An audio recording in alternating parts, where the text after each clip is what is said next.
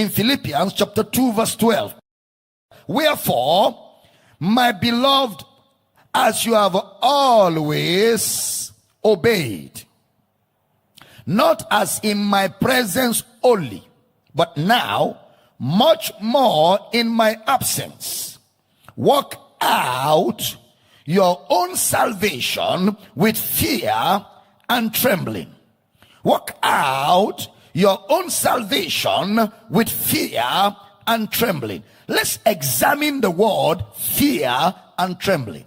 But even before we examine the word fear and trembling, you know that scripture is the scripture that the legalists are always using. Work out your salvation with fear and trembling. And they are not paying attention to the tenses. He didn't say work for your salvation. You are not working for, you are working out. You cannot work out what is not in. So salvation is already in. Working out means grow to a point where what you carry inside is felt outside by those around you. All right? So the word fear and trembling. Let me give you a background of Philippians 2:12. Paul was saying, when I am not there, let me see your obedience. That is in my absence, when I'm not around. Let me see your obedience. Work out your salvation with fear and trembling. That's when I am not present with you. That's the background. I'm just showing you a proper way of study. All right. So when you see such a word, you look for the corroboration of such a word. 1 Corinthians chapter 2 verse 3. And I was with you in weakness and in fear and in much trembling. In fear and in much trembling. Ephesians chapter 6 verse 5. Servants, be obedient to them that are your masters according to the flesh, with fear and trembling, in singleness of your hearts as unto Christ. 2 Corinthians chapter 7 verse 15. And his inward affection is more abundant toward you, whilst he remembered the obedience of you all, how with fear and trembling you received him. Check. Did they all say fear and trembling? Did they all say that? Okay. So that word fear and trembling means sincerity. What he is saying is, when I am not there, be sincere. Serve your masters with sincerity. I was with you in much sincerity. So what Brother Paul was teaching in those contexts was sincerity. So fear and trembling implies sincerity. How that? With fear and trembling you receive him. That is, you have received him in sincerity. There is sincerity in what is being done, which is where you have single-mindedness. Single-mindedness. That is one-mindedness or total devotion. I'm not saying fear and trembling means sincerity. I'm saying when it is used to imply sincerity. Read the context of what he's saying in 1 Corinthians 2:3, Ephesians 6:5, 2 Corinthians 7:15, where we read. You will see exactly that. Now that's why he gives you the background that when I am there, do not just obey in my presence, but obey also in my absence. That is the true mark of sincerity. That the same way you obey in my presence, when I am absent, you still obey. It shows that you are sincere. Let's quickly examine the malpractice, the myth, and the practice of the first fruit and firstborn offerings. We have dealt with tithe almost totally exhaustively. When we say first fruit, it means that every year in January, people's salaries are supposed to go to some people. Some people want to collect everybody's salary. And if you do business and make profit, that month of January, all the profit is supposed to go to somebody. That word first fruit is an Old Testament terminology, which is from the word first or beginning. First or beginning. It is the word reshit in the Hebrew, R-E-S-H-I-Y-T-H.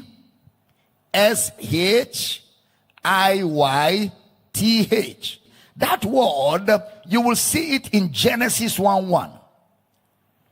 Barashit, in the beginning. Barashit, reshit, okay, in the beginning. You will also see it in Genesis 49 verse 3. Reuben, you are the beginning of my strength. The beginning. That means the first is always the first. That word reshit is used 51 times in the Old Testament.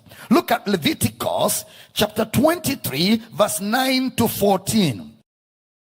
And the Lord spake unto Moses, saying, verse 10, speak unto the children of Israel, and say unto them, when you be come into the land, you know the land we've been talking about. When you be come into the land which I give unto you, and shall reap the harvest thereof, then you shall bring a sheaf of the first fruit of your harvest unto the priest. Hold on, look at me, everybody. So this first fruit is about the promised land again. The first fruit is for Canaan, for those that are going to Canaan. When you come to the land, Canaan, okay?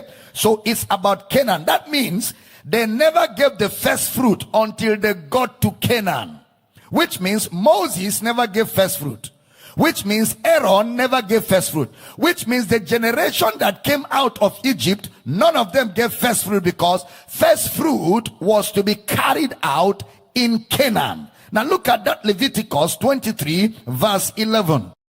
And he shall wave the sheaf before the Lord, to be accepted for you. On the morrow after the Sabbath, the priest shall wave it. Next verse. And you shall offer that day, when you wave the sheaf, an he lamb without blemish of the first year, for a burnt offering unto the Lord. 13. And the meat offering thereof shall be 210 deals of fine flour mingled with oil, an offering made by fire unto the Lord for a sweet savour. And the drink offering thereof shall be of wine, the fourth part of an hin. Verse 14. And you shall eat neither bread, nor parched corn, nor green ears, bread, parched corn, nor green ears, until the selfsame day that you have brought an offering unto your God. It shall be a statute forever throughout your generations in all your dwellings. All right, now, so it is a feast of the first fruits, which is normally called Pentecost. First fruit is Pentecost, okay? The feast of Pentecost, or the feast of first fruits. Now look at that Deuteronomy again, chapter 26 verse 1. And it shall be, when thou art come in unto the land, which the Lord thy God giveth thee for an inheritance, and possessest it, and dwellest therein. And dwellest therein. So it was done in the land. That means they didn't practice the first fruit for 40 years.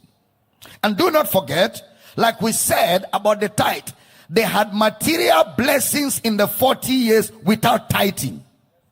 They were blessed. Everything they needed was supplied without tithing. So when somebody says, if you don't pay your tithe, to be tithe, that should tell you it's just playing on you or manipulating your mind. Because they that were given the law of tithing did not pay tithe for 40 years, and it was not tithe. They ate manna, they drank water, their shoes never grew old, their clothes never grew old, they had pillar of cloud by day, pillar of fire, they were totally taken care of for 40 years without tithing, and it was not tithe. So don't let somebody, just play around your mind as if you never went to school. And if you allow people play on your mind like that, you better get your school fees and refund it to your village and tell them you're sorry for wasting their school fees, because you should be able to objectively and logically look at the scriptures and see these people never paid tithe for 40 years. And he said they didn't lack anything in the 40 years. That means the generation that came out of Egypt never tithed. Moses never tithed. Aaron never tithed. That means, therefore, nobody came out of Egypt apart from Caleb and Joshua who gave tithe.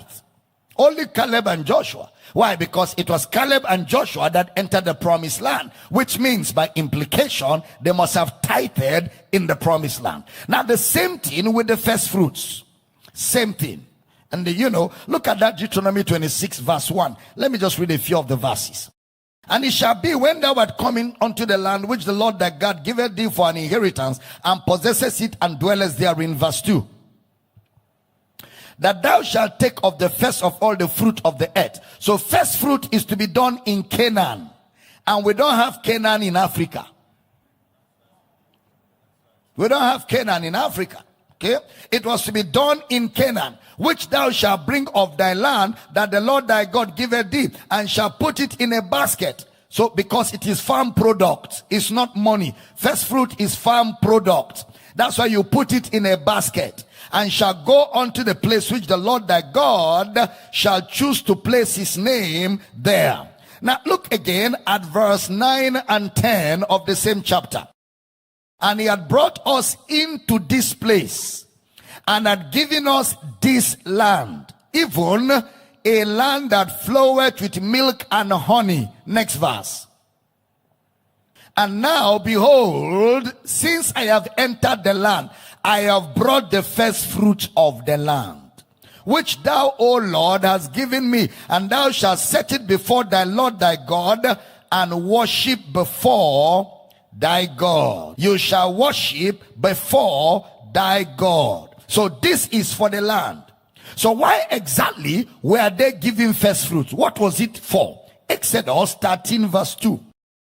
Sanctify unto me all the firstborn, whatsoever opened the womb among the children of Israel, both of man and of beast, it is mine.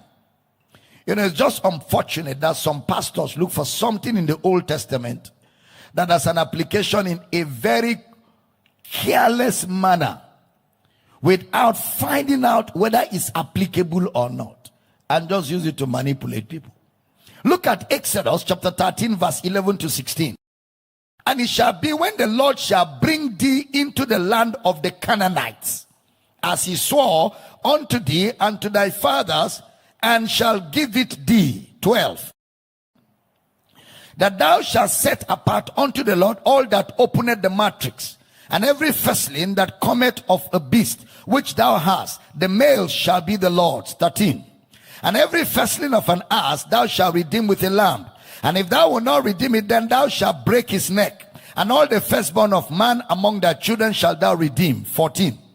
And it shall be, when the son asketh thee in time to come, saying, why is this? That is, why are we doing this? That thou shalt say unto him, by strength of hand the Lord brought us out from Egypt, from the house of bondage. Next verse. And it came to pass, when Pharaoh would have hardly let us go, that the Lord slew all the firstborn in the land of Egypt, both the firstborn of man and the firstborn of beast. Therefore I sacrifice to the Lord all that opened the matrix, being males, but all the firstborn of my children I redeem. 16. And it shall be for a token upon thy hand, and for frontlets between thine eyes. For by strength of hand the Lord brought us forth out of Egypt. So why was it done? The first fruit was done in Canaan to remember what happened in the land of Egypt. It was an offering for remembering what happened in the land of Egypt. So it was to remind them of what happened in the land of Egypt. Look at Exodus 22:29. Thou shalt not delay to offer the first of thy ripe fruits and of thy liquors. The firstborn of thy son shalt thou give unto me. Did you see liquors there? Next verse, 30. Likewise shalt thou do with thine oxen and with thy sheep. 7 days it shall be with his dam. On the 8th day thou shalt give it me. Exodus 34:22. And thou shalt observe the feast of weeks, of the first fruits of wheat harvest, and the feast of ingathering at the year's end. Verse 26. The first of the first fruits of thy land thou shalt bring unto the house of the Lord thy God. Thou shalt not sit a kid in his mother's milk. Look at Exodus 23:16. And the feast of harvest, the first fruit of thy labors, which thou hast sown in the land, and the feast of ingathering, which is in the end of the year, when thou hast gathered in thy labors out of the field. Look at verse 19. The first of the first fruit of thy land thou shalt bring into the house of the Lord thy God. Thou shalt not sit a kid in his mother's milk. Look at Leviticus chapter 2 verse 14. And if thou offer a meat offering of thy first fruit unto the Lord, thou shalt offer for the meat offering of thy first fruit. Observe what you offer as first fruit. Green ears of corn, dried by the fire. Even corn beaten out of all ears. That's what they give as first fruit. Look at verse 16. And the priest shall burn the memorial of it, part of the beaten corn thereof, and part of the oil thereof, with all the frankincense thereof. It is an offering made by fire unto the Lord. So the first fruit, again, is from farm products. It's not money. When you are explaining something to people, as a pastor, don't just make statements. That's why I'm taking time to show you how to teach others. You take them painstakingly through the scriptures and patiently read it. Read the scriptures. They are written so they can be read. So patiently read is part of teaching and training. Not making statements and walk away. That is what has caused much error among charismatic circles. People are lazy. They don't want to read. They don't want to study. And when that happens, it's either things are said to deceive, or the ones that are truth are not well explained. And when things are not well explained, you have no argument. You have no sound argument. So the recipient doesn't know how to go about what he has heard because he can't even explain it. Talk more of defending it. Look at Leviticus chapter 23 verse 9. And the Lord spake unto Moses, saying, verse 10, speak unto the children of Israel and say unto them, when you be come into the land which I give unto you, and shall reap the harvest thereof, then you shall bring a sheaf of the first fruit of your harvest unto the priest. Next verse. And he shall wave the sheaf before the Lord to be accepted for you. On the morrow after the Sabbath, the priest shall wave it. Next verse. 12. And you shall offer that day, when you wave the sheaf, and he lamb without blemish of the first year, for a burnt offering unto the Lord. Next verse, 13. And the meat offering thereof shall be 2/10 deals of fine flour, mingled with oil, an offering made by fire unto the Lord for a sweet savor. And the drink offering thereof shall be of wine, the 4th part of an hin. Verse 14. And you shall eat neither bread nor parched corn nor green ears until the selfsame day that you have brought an offering unto your God. It shall be a statute forever throughout your generations in all your dwellings. So about the same thing. Numbers 18:12. All the best of the oil and all the best of the wine. Did you notice the items? Oil, wine, and of the wheat.